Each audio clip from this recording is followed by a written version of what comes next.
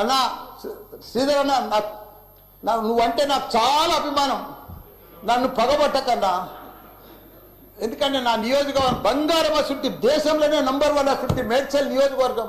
దాన్ని తుకుడలు అచలం కుతలం చేసేది. దాన్ని ఇప్పుడు దాన్ని 61 గ్రామాలు ఉంటే, 3 మున్సిపాలిటీ కార్పొరేషన్లు ఉండే, 7 మున్సిపాలిటీ ఉండే. దాన్ని తీసుకుపోయి మొత్తం జిహెచ్ఎంసీ చేసారు. ఇప్పుడు 16 వార్డులు చేసారు. దాన్ని ఒక మోరీలు లేవు, రోడ్లు లేవు, డ్రైనేజీలు లేవు, కరెంట్ స్తంభాలు లేవు, ఏమీ లేదు. ఇంకా మారుమూలు గ్రామాలే ఉన్నాయి, పెంకిటిల్లే ఉన్నాయి.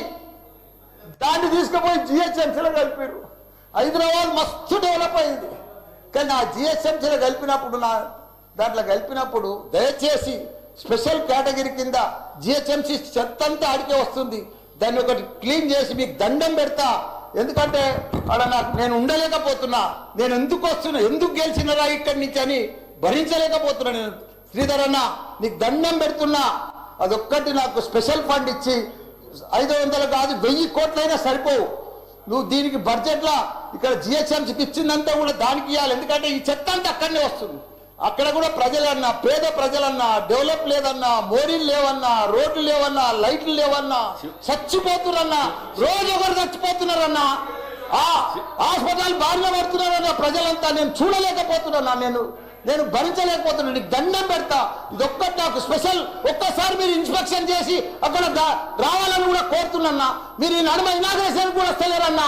ఆ మహేందర్ రెడ్డిని పంపిస్తున్నారన్నా. మీరు కావాలనే వస్తున్నారన్నా, కుట్ర పంపుతున్నారన్నా, నా మీద కుట్ర పంపుతున్నారన్నా. ప్లీజ్ దయచేసి అదొకటి మీరు రావాలి. కృష్ణారావు గారు